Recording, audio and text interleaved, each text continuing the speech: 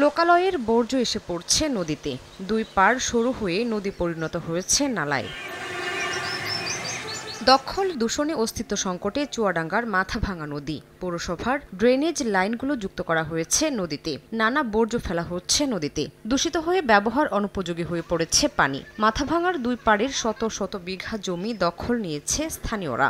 এসব জমির কোথাও চাষ করা হচ্ছে ফসল, কোথাও নির্মাণ করা হয়েছে স্থাপনা। কালো পানি এবং নোংরা ময়লা এসে নদীটা গোসল করার অনুপযোগী হয়ে গেছে। মাথাভাঙা নদীর পানি এখন আলকাতরার মতো কালো হয়ে গেছে। এখন মাছ মাঝে মাঝে দেখা যাচ্ছে যে সব মরে ভেসে থাকে।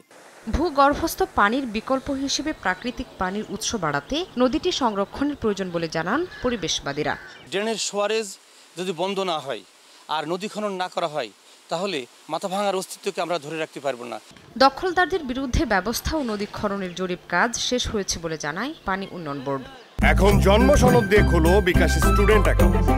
নিজের বিকাশ নিজে কর। নদীটি খননের জন্য একটি সমীক্ষা প্রতিবেদন প্রণয়ন করা হচ্ছে এবং সেটি অনুযায়ী আমরা একটি ডিপিপি প্রণয়ন করব। সেক্ষেত্রে আমরা নদীটি খননের জন্য প্রয়োজনীয় ব্যবস্থা গ্রহণ করতে পারবো এবং পরবর্তীতে অবৈধ দখল উচ্ছেদ সহ সকল প্রয়োজনীয় ব্যবস্থা গ্রহণ করা হবে। ১৩৫ কিলোমিটার দীর্ঘ মাথাভাঙা নদীর প্রায় ৯৮ কিলোমিটার অংশ রয়েছে চুয়াডাঙ্গা জেলায়।